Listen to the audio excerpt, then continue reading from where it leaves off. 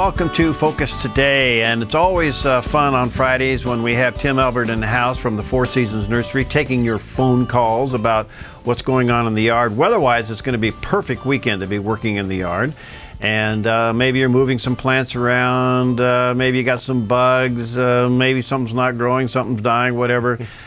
You call in, and your name is going in the hat for a beautiful, this beautiful, hanging petunia plant. And Tim, nice to see you, but as I bragged a few moments ago, these are homegrown. Yeah, we do all of our own petunia baskets, and as well as just about every one of our hanging baskets are ones that we grow. Yeah. We've been out of them for a little while, so since about Mother's Day weekend, we've got a few more in and more coming on the way. So this is beautiful. Now this is called the deep red Surfinia? Yeah, so this is the Surfinia petunia. It's the self-cleaning petunia that loves the heat, makes that nice mounding structure, and it's it's what we use in all of our big hanging baskets. Yeah. Now, this one is red. Yeah. We also have pink and blue and several other colors, purple and white, and so so if your color is not red and you win the basket, you can get a choice, huh? Yes, you get your choice. Well, I have to tell you, this red is spectacular, and the fragrance from this is just delightful. So anyway, here's the number: 541-776-5368. That's the local number in and around the Medford area. 541-776-5368. So no matter where you are watching or where you are listening, toll free 800-373-5368, and your name goes in the hat as well. And that's toll free 800-373-5368. So give us a call, get your name in the hat, and if you got any questions about what's going on in your yard and everything else like that. I did put the weed out fertilome thing. Yes, the weed out fertilizer. Is that out? Weed out. Yeah. And it's kind of working. It's starting to work. How long? Well, I put it on I put it on after the rain last time, because you said wet the lawn, then put it on and don't water for 24 hours. Right. I did that. Okay. So that's been about a week now. Yeah. So the grass is really green, and the weeds are starting to look like they're curling. Yeah. Yep. Yeah. So you usually start to see signs of that within a few days to a week, and then by about 2 weeks, those weeds will be shriveled up and gone. Okay, so, well, it's a powerful tool if you need that. I recommend it, and the green is almost emerald green. Yeah, that's beautiful. Oh, good. All right, so what are the care of these? Now, by the way, Steve, I don't know if he asked you, because I played Tim Elbert for a few moments during the 6 o'clock hour. He said my pots are dying, and I said, all right, I have a question for you. See if I did this right. Okay. He said, the flowers in my pots are dying. And I said, did you take the old flowers out and just put the new flowers in? And he said, yes. And I said, and you didn't change the dirt? He said, no. And I said, well, that dirt is depleted of its nutrients because they are pots. Yes, that's true. And, when we plant something in the ground, there's that ability for capillary action to bring moisture and nutrients back up through the soil. But when you have something in a container, and the water runs out through those drainage holes, drawing all of those extra nutrients and things out, there is nowhere else for it to come back. So if you're not continually replenishing that fertilizer back into that soil, then yes, you're depleting that soil. Also, what can happen is you can build up soluble salts and things that are left over from what the plant's not using of fertilizer can sometimes get stored up in that potting soil. So we recommend you take that soil out, you break it up real good, take half to 2/3 of the old soil, mix it with some fresh soil, and use that back in your containers, and then take the excess and throw it on the compost pile. All right, now the same thing with these. You're going to hang these baskets, you're going to water them, and it's just going to go right on out. So you have to feed these through the summer. Right, so you want to continually feed. Now, we add a slow-release fertilizer to the mix so that when you're watering, it's releasing a small amount just to help maintain the basket. But in reality, you still need to fertilize. Now, the Surfinias are heavy feeders. They grow very fast and perform very well. So we really need to increase that fertilizer a lot on these guys.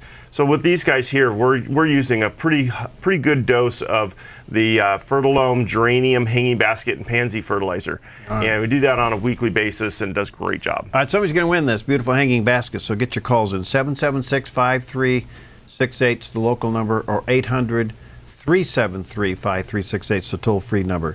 All right, hi, Aaron. What's going on with your pet gophers? Well, they're being a menace, and unfortunately, my cat likes to go in the neighbor's yard and get their gophers, come over to my yard and eat them.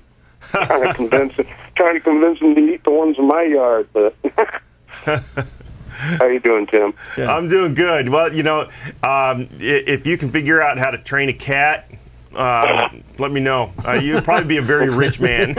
Right? So gophers in your yard. What I've had, so I get gophers and moles in my lawn, and my dogs will dig for them.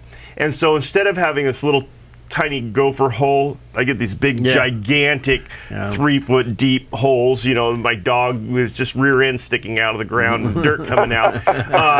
So what I have found to work for me is a product called Molgo.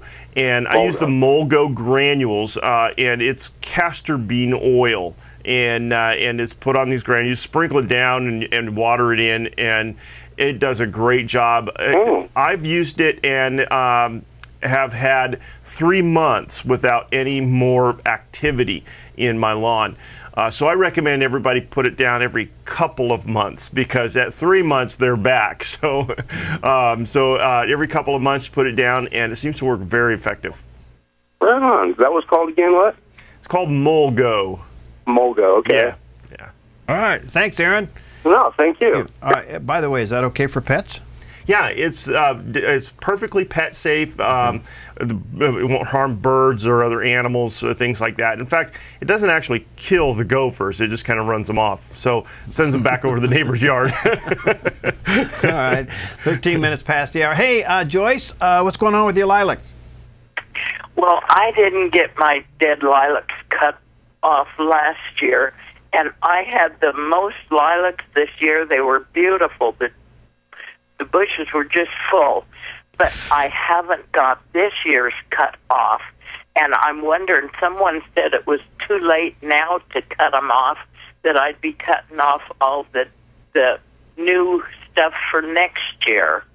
Oh, no, it's perfect timing for that. You can go through and prune your lilacs now.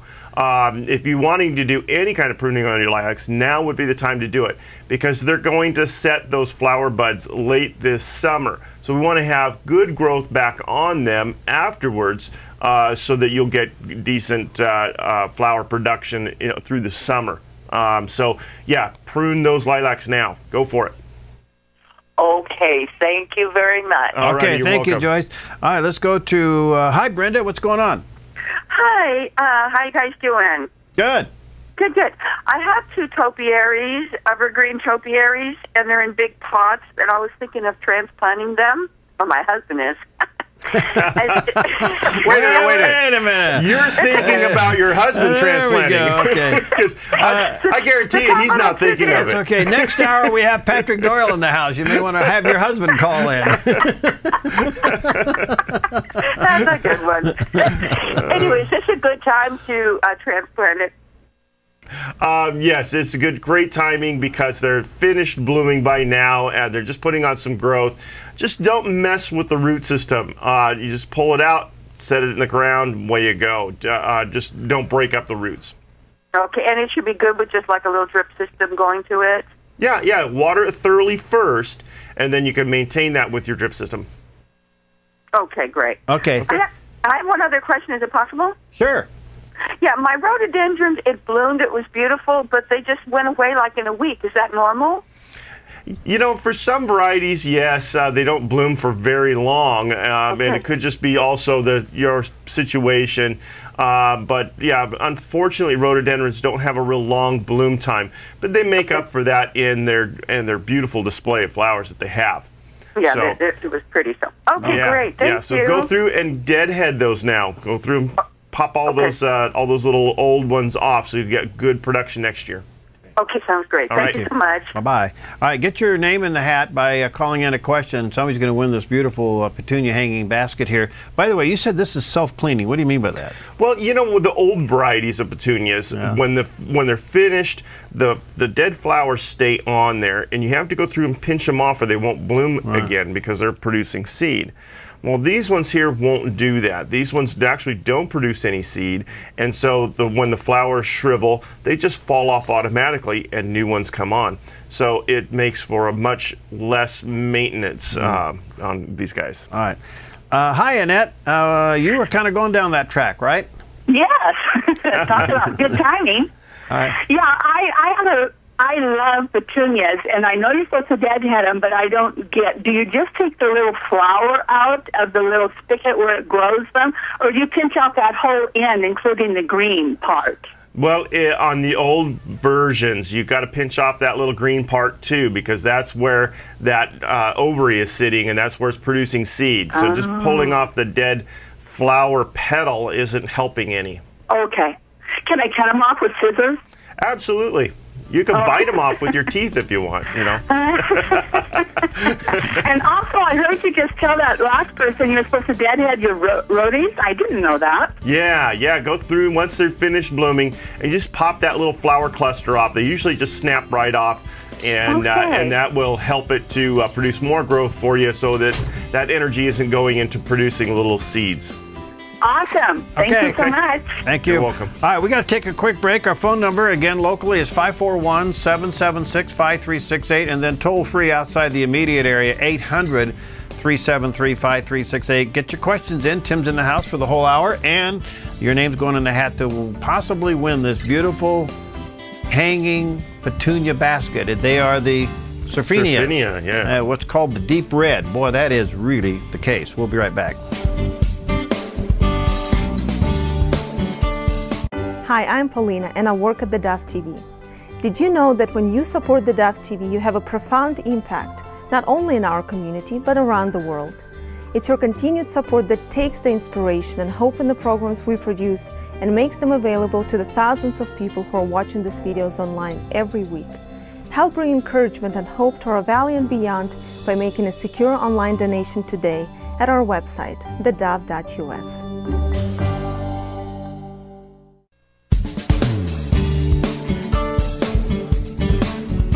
We are back, and Tim Elbert's in the house from Four Seasons Nursery, and answering your question. When you call in, your name goes in the hat for this beautiful hanging basket of red petunias.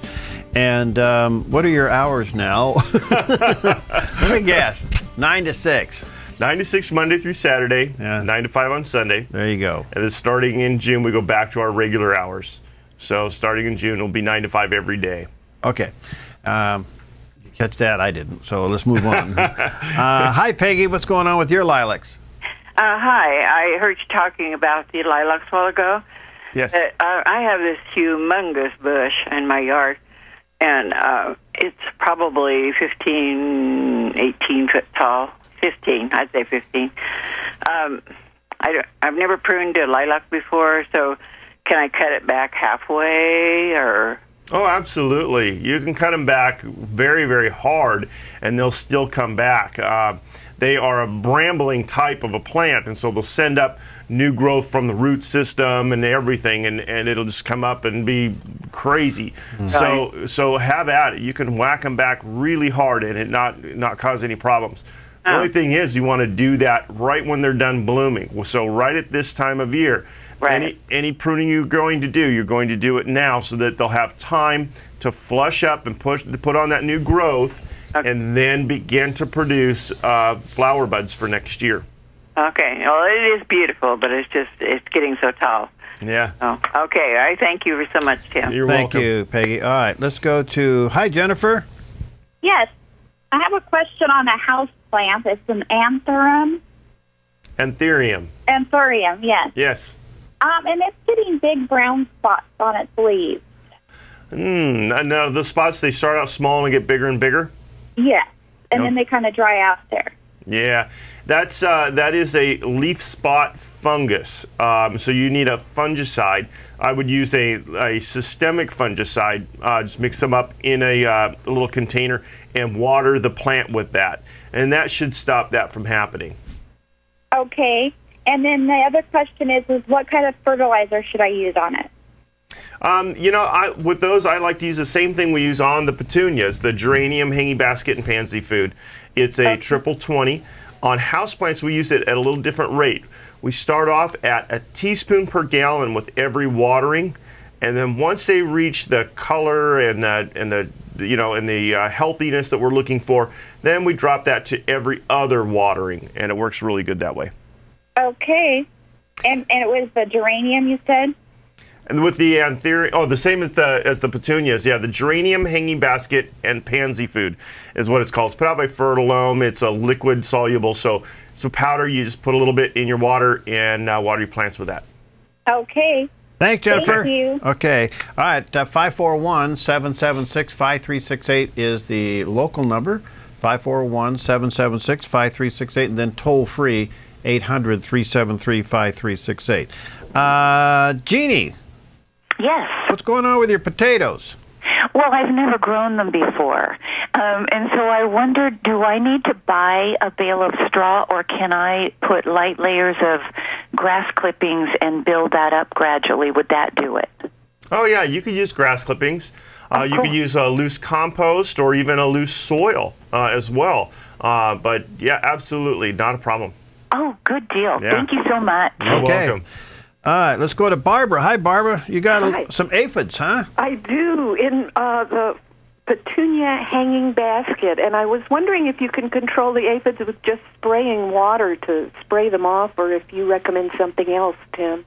Just spraying water on them doesn't seem to discourage the aphids enough. And so, what I like to do, what we do at the nursery when we get a little outbreak here and there, is we just go to the refrigerator and pull out a bag of ladybugs, and we just shake a few ladybugs around in the basket, and they do a pretty good number on them and take care of it pretty quickly. If you don't want to bother with that, you can use the it's called broad spectrum insecticide. It's bifenthrin, very, very safe product to use, and that does knock them down pretty fast.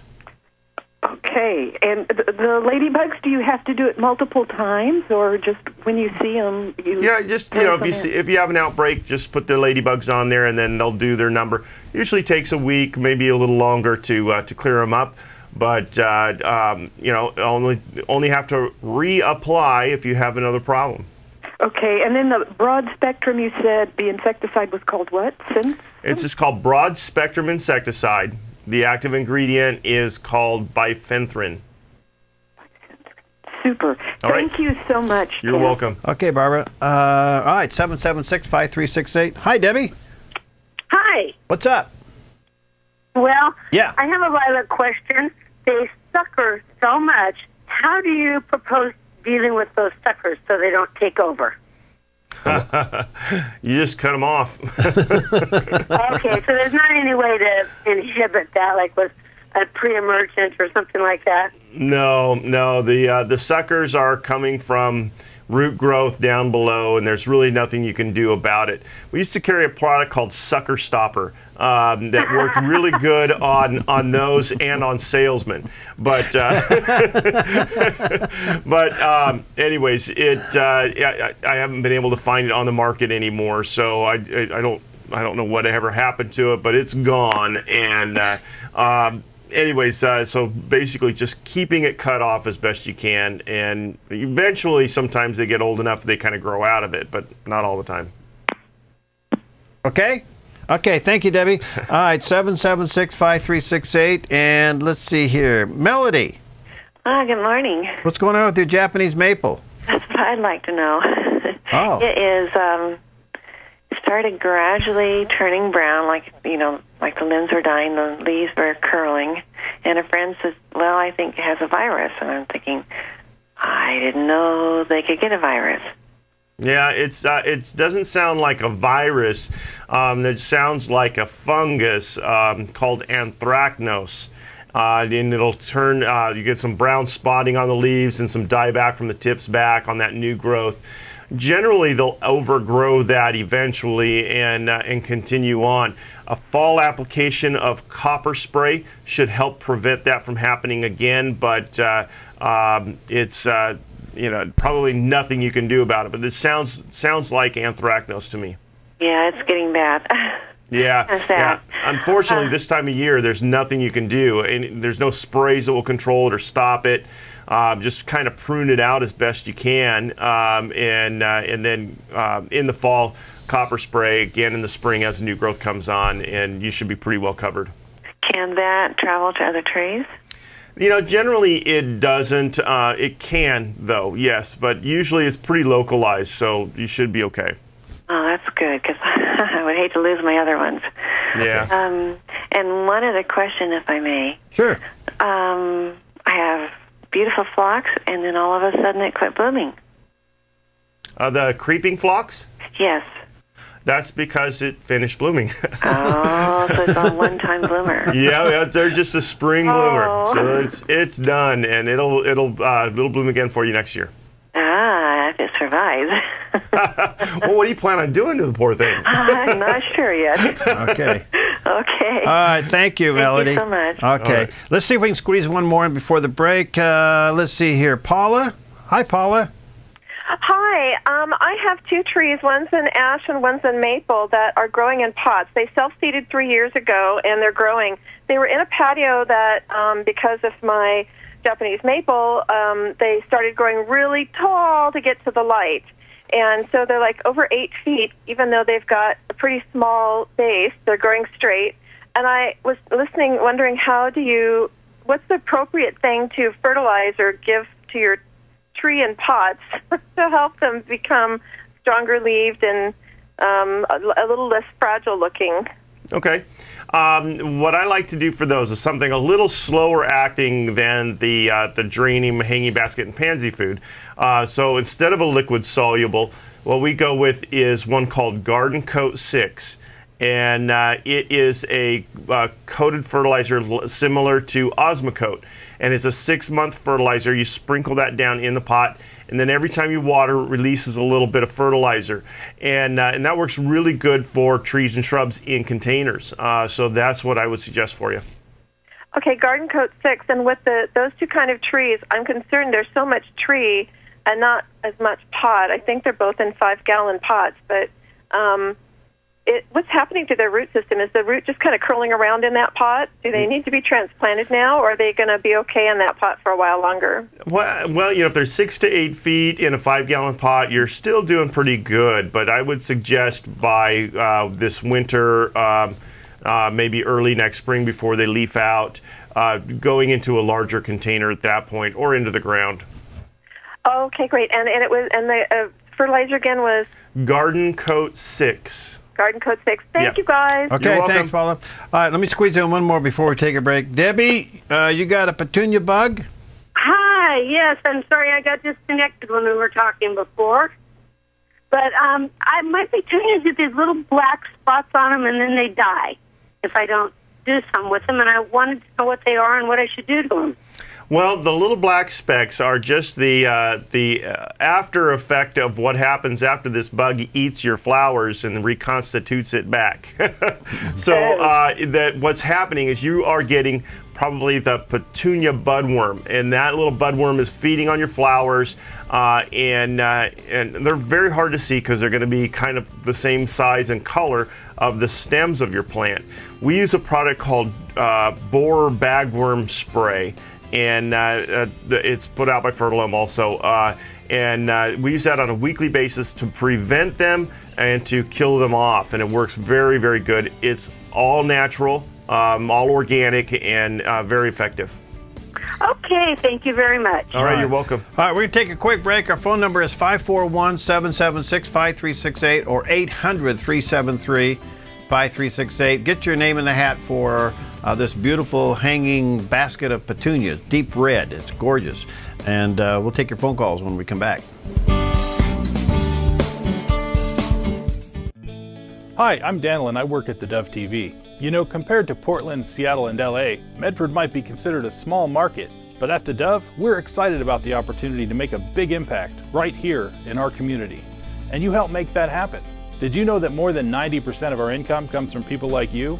You can help us now by making a secure online donation at our website, theDove.us, or by phoning 541-776-5368.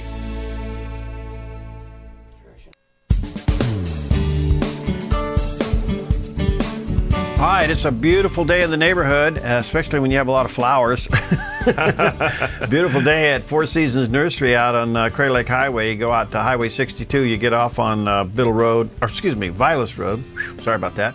Get off on Vilas Road, go up about a half mile, and you'll see the nursery open from 9 to 6 Monday through Saturday, 9 to 5 on Sunday. Tim here is taking your questions today, and your name's going in a hat for this beautiful petunia hanging basket. All right, speaking of patience, hi, Kathy. Hi, Tim. Excuse me. I have Bermuda grass growing in my asparagus bed, and I've tried pulling it out, and some of it that was further away from the crowns I tried digging out with a lack of success. And it's getting thicker all the time. And when I planted the bed, I was sure that there was nothing underneath it that could come up. So it's like, where does this come from? I don't know.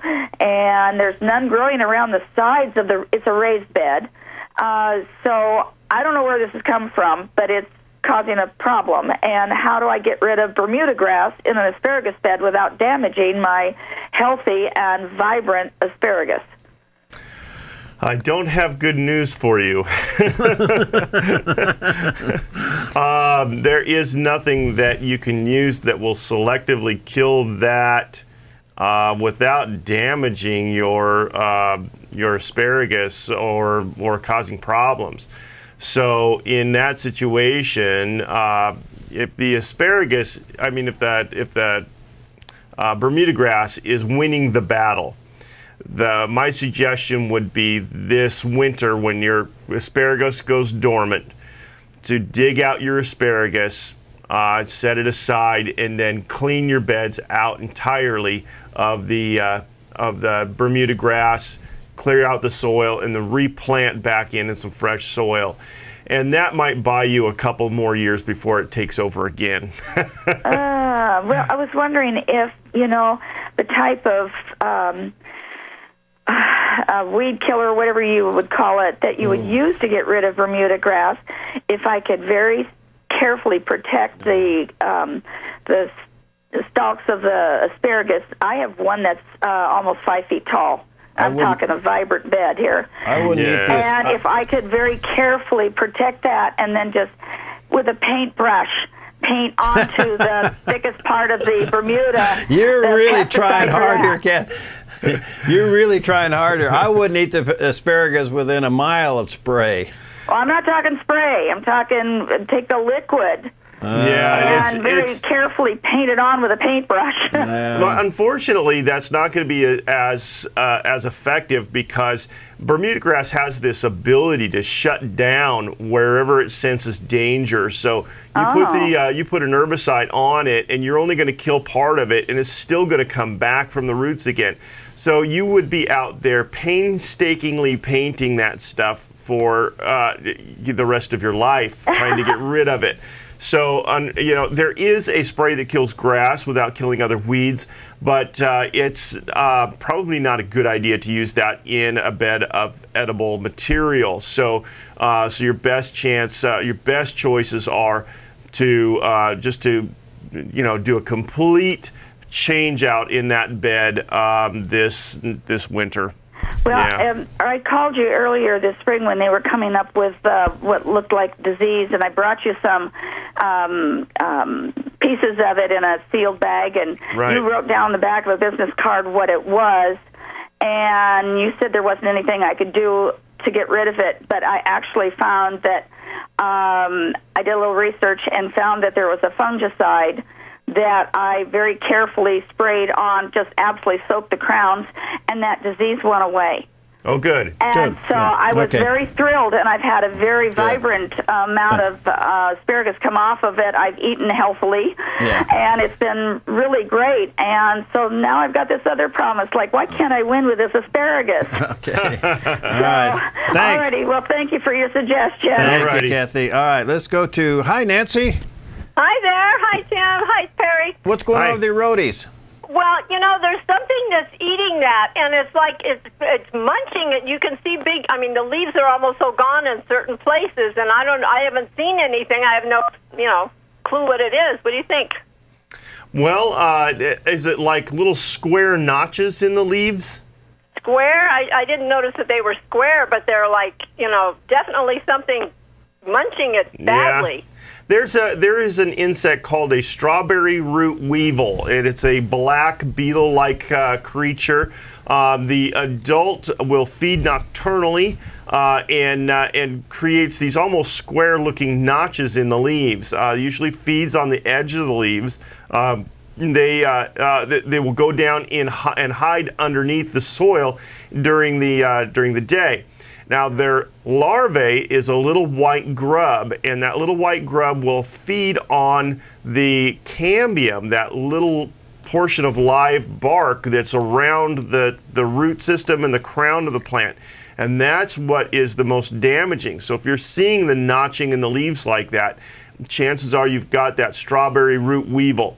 The best control for that is a soil drench. And you can use different kinds of things. You can use the, there's one just called tree and shrub that you can use by Fertilome. There's another one that is, you can use the bifenthrin we talked about earlier. You can use that. It's the broad spectrum insecticide. And just mix it up in a watering can and pour it around the base of the plant, soaking the root system all the way to the drip line of the plant. And you should have pretty good success controlling it that way. Can you see it at all if you look for it like in the evening when it's just still you got to go out at night with a flashlight, and then you can see them on there. There'll be little black beetles on there, yeah. So there's bark around the bottom of this plant, and would that interfere with anything? No, you can, generally they're going to be hiding in there, so whatever you use, you can, just soak through that, you'll be okay. Or you can move that away and soak the soil and move it back, whichever you prefer. Okay, thank you. Can I ask you another question? Sure. I had a little apricot tree, and remember in December when we had that hard freeze and it was really bad? Well, that little tree was loaded with buds when that happened, and they all went away, and I haven't seen any sign of life since then. Well, give it a little more time. I would say another 3 to 4 weeks before you know for sure whether or not it's going to come back. It probably will. They have that ability to come back from damage like that, usually at least one time. Wow. So. Okay, well, don't give up. You. Don't give up. Okay, well, my fig tree's coming back finally. Oh, good. Yeah. All right. Thank you so much, Tim. You're welcome. All right, 541-776-5368 is the number for local area. And if you're listening and watching outside the immediate area, you too are welcome to give us a buzz. 800, 500, where'd that go? 800-373-5368, okay? And somebody's going to win this beautiful Serfinia petunia hanging basket, better known as deep red. And boy, it is just wonderful, wonderful. Now, this takes direct sunlight, right? Absolutely. Full on sun all day long is just fine, right. Or at least half day sun. They need some sunshine. Put them in the shade. They don't bloom so well. Okay. Lawn care, what should we be doing? Well, right now we're putting on the weed out like you talked about. So if you haven't done anything on the lawn lately, get some of the weed out on there, put it on a wet lawn, and then no water for 24 hours, and that'll help control any existing weeds you have as well as feeding that lawn. If you've got a clean lawn and you don't want to use the weed out, you can use the classic. You can put that on. If you're looking for a good organic, then we have one put out by Espoma that is a pretty good lawn fertilizer for an organic.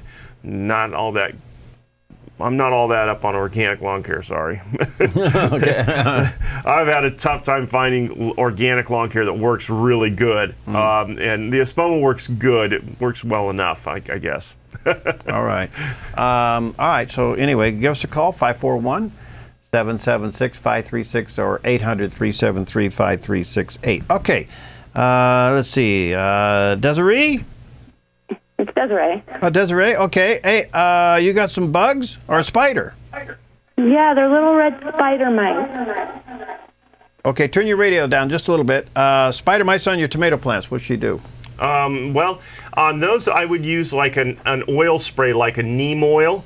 And just you want to make sure you soak the undersides of the leaves as well as the top sides of the leaves. And you want to do that about every 3 days for about good 3 to 4 applications to get rid of those guys. Okay. All right. So neem oil is all natural, all organic, and basically the oil coats the insect and suffocates them. So it works pretty good that way. All right, awesome. And also, what about earwigs? Well, with the earwigs, we use the Sluggo Plus. That has the spinosad in it, and it also controls slugs and snails. It's a bait. You just sprinkle it out, and it attracts them. They come to it, they eat it, and they die. Awesome. Okay. Yeah.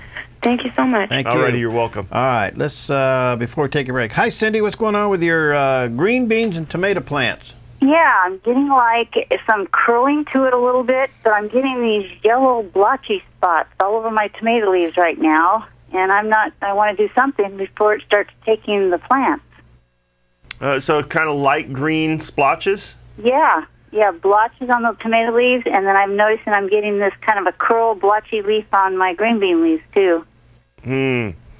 That's going to be a hard one to diagnose without actually seeing. Sounds like you could have some fungus going on there.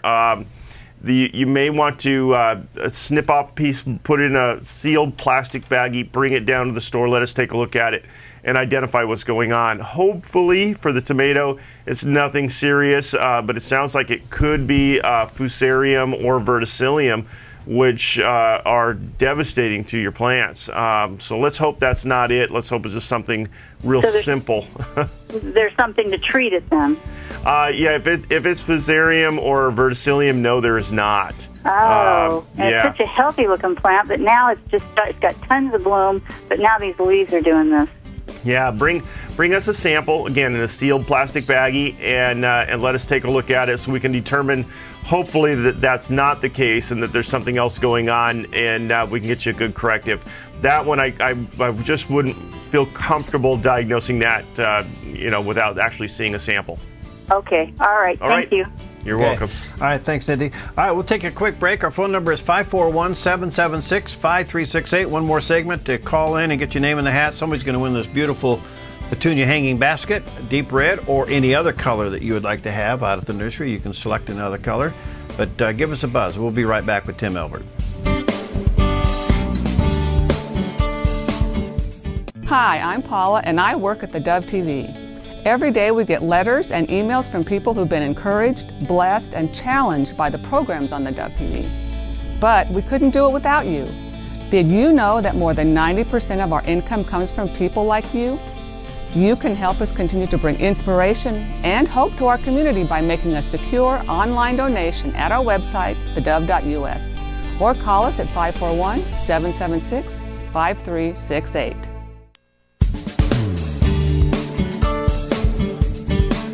All right, we're back, and the Four Seasons Nursery is open out there on Highway 62 from 9 to 6 Monday through Saturday, 9 to 5 on Sunday. And I tell you what, it's kind of like the hanging basket headquarters of the world. And these hanging baskets are homegrown. We're going to be giving one of these petunia baskets away here in a few moments. And Tim and his dad, you grow these from scratch, huh? Yep. We start them from little starts, put them in the baskets, grow them on, get them all nice and big and beautiful, and send them to you, and then put them on the air. And well, actually, and you got other colors, you said. Yep. Right now, I just have straight colors. So, but there's purple and blue and pinks and all different kinds. Peggy did a red, white, and blue. Yeah. In a pot for Memorial Day. Just beautiful. Oh, nice. Yeah. Anyway, give us a call. Your name will go in the hat to win that. And hi, Jeannie. Hi. What's up? Well, I had a question about my spireas that I have. Wanted to know if they were nicely shaped last year after they bloomed, and I trimmed off the dead blooms and had them. They had some nice shaping to them. And then this spring, all of a sudden these ugly shoots came up, and I thought they were weeds, but it turns out they're part of the spirea plant. So I have spirea that's about 2 feet high and it's blooming, and then I have these tall shoots coming up that are also blooming that kind of make it look scraggly, you know. So I wasn't sure if I had done the wrong thing by pruning it and then created these odd shoots, and if I should cut back those that are, you know, the long shoots that are blooming, just trim them back. It would be okay to do that to make the plants more attractive. Well, what happened was, with all the little bit of pruning that you did, you know, stimulated some growth, and the plant responded just by putting off some, you know, really big growth. That's not uncommon, and it's not a problem. If it makes the plant look funny, just prune it off. Yeah, you can cut it so that it's even with the rest of the plant, and everything will be fine from there. It should begin to just grow back normally again. So not a problem. And you can prune that anytime. So have at it. It'll be fine. The rest of the plant will continue to respond and grow the way it should. Okay, great. And then my other question is, I have a small maple tree. It's 2 feet high now. It's in a 1-gallon container. And I had some fertilizer. This probably is relevant to the question you answered a couple times before. I had a liquid fertilizer that I put on it, and when I did, the leaves turned almost like it's fall. You know, they wanted to turn kind of a golden. So I'm thinking that might have been the wrong thing to do, was to put that fertilizer on it, and should I just quit using that? And yeah, definitely switch to a different kind of fertilizer. Again, I would use a slow release like the Garden Coat 6, and it doesn't take much. In a 1-gallon pot, maybe a tablespoon at the most, and 1 tablespoon of that. 6 months, you know, for the next 6 months, we'll continue to feed for it, and you won't need anything else. Okay, so that yellowing probably was a result of over-fertilizing, you think? It could have been, yeah. Yeah. Okay. Okay. All right. Thank you. Jeannie. Okay. You're welcome. Let's see here. Hi, Kay. Hi. What's going on? Hey, thanks for taking my call. You bet. Tim, I have a clematis that most of the flowers now, the petals have fallen off. Do I cut that little seed thingy that was in the middle of that off the plant? Yeah, the little Mr. It's. I guess. Yeah, the little hairy, little hairy seed pods. Now you can leave those on. Some people like the way they look on their plants, and that's fine. You can leave those on, and it kind of adds a little decoration. Or you can prune those off. It won't matter either way. If you prune them off, you'll probably get more growth because more energy is going into producing growth. So if that's what you're looking for, go for it. Okay. Now, I heard that my plant is going to bloom again. Are there varieties that do that? Yes, there are. Okay, so good. Maybe it will. And then my grass is looking really bad. I pulled Bermuda grass out of it last year and have big bald spots. So is it too late to put down some grass seed and put some peat moss over the top? No, it's a great time for that. Perfect weather for that, so go for it. Okay. Yeah. And have you heard of that grassology they're advertising on TV? I have not. Okay. Yeah, so just to be safe, though, I'd say go to Four Seasons Nursery. They've got some good grass seed there. Oh, I heard that's a pretty good place to go. Thank you very much. You're welcome. Thanks, Kay. All right, let's go to Sandra. Hi. Okay, good morning. Hi. I wanted to ask you, you mentioned quite a while back about something we can put on roses to make them beautiful, and it was half Epsom salt and some kind of mulch. What kind of mulch do you mix with that? Alfalfa meal. Alfalfa meal. Oh, Yes. I suppose it starts with an M. Okay, thank you guys for what you do. Wait. Too late to put it on. It is too late. Okay. Yeah. That's got to go on in February, or if you're a procrastinator, early March. So we're trying to figure out. My question, probably. Yeah, we're trying to figure out what you are. I mean, because if you're a procrastinator, that's March. So it's May now. So Right. Okay. But to cut them back in February around President's Day, right? That's a good one, or Valentine's Day. Yep. Oh, Valentine. Oh, good. Well, I did that part right. I'll remember next year. Thank you very much. All right, you're welcome. Lori, hi. Hi. First time in my life we set out primrose, and we had I don't know, 18, 20 of them. They were gorgeous. They were big in March. And we went away for about 5 days. We came back, and there wasn't a single bloom on any place to be seen. And I thought, this was about 4 weeks ago, I thought other blooms would come up. But no, the leaves were big and green. Now they're just starting to turn a little yellow. I don't know anything about primrose. Help. Okay. Well, primroses are an early bloomer, and they only really bloom for spring. So they're finishing up their bloom now. Usually, you know, if you're really good, you can get them to bloom into June. But they're pretty much done blooming.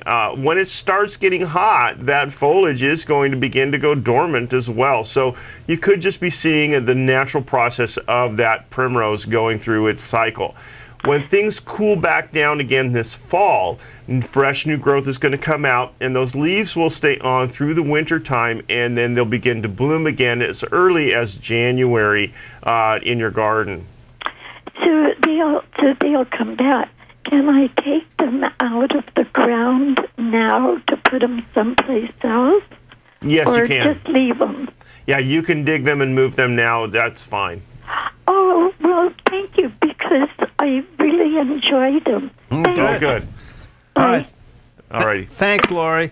All right. Well, listen, we're about out of time here. We're going to draw a name out here in just a moment. Somebody's going to win this basket, and they got others out there. If you don't win it and you want one, they got plenty of them, and with the food that goes with it, you know. Absolutely. What else is blooming at the nursery? Well, you know, we just got in a whole big shipment of stuff, but one thing that I'm really excited about are the Mystic varieties of dahlias that just came in. And these are dahlias that have black leaves, and then they'll have like a brilliant yellow or brilliant orange or red or pink. I think there's even a purple blooms on them, and the big daisy-like blooms, and they are absolutely stunning, beautiful right now. Like I said, just got some fresh ones in, so really excited about that. We've got some penstemon in that just came in, and penstemons love the sun, love the heat. They're deer resistant, bloom through the summer. You can't beat them. So lots of great color there. All right, let's mix all these names up and reach in there and grab one. All right. And tell us who the winner is today. And Melody. Melody. Yes. All right, Melody, you are the winner, and we'll contact you about getting this beautiful hanging basket, either this one or one like it. Again, Four Seasons Nursery out there on Highway 62. If you're going out Highway 62, get off on Vilas Road, go up about a half mile, you'll see it. All kinds of hanging baskets. The big cradle-like baskets pretty much we still have a few of those left. You do? Yeah, we actually had a few people that were unable to take their baskets this year, so that added to a little bit to the inventory. Yeah. So there's still a few of those left and available if you're looking for those. And we have several sizes, anywhere from our 12-inch all the way up to the big 18-inch baskets. So okay. Now for you know, maybe some garden bed flowers. I know, of course, primrose is too late. What do you like? Yeah, marigolds. Marigolds and petunias and vinca and impatiens and zinnias. Oh yeah, all that stuff's out and ready. Fresh shipment coming in today. Really? Yeah. Yeah. All right, so check it all out. All right, thanks, Tim. Again, all right. Four Seasons Nursery, 9 to 5 Monday through Saturday. 9 to 6 Monday through Saturday. 9 to 5 on Sunday. After church, way after church, okay? All right, we'll see you next time on Focus Today.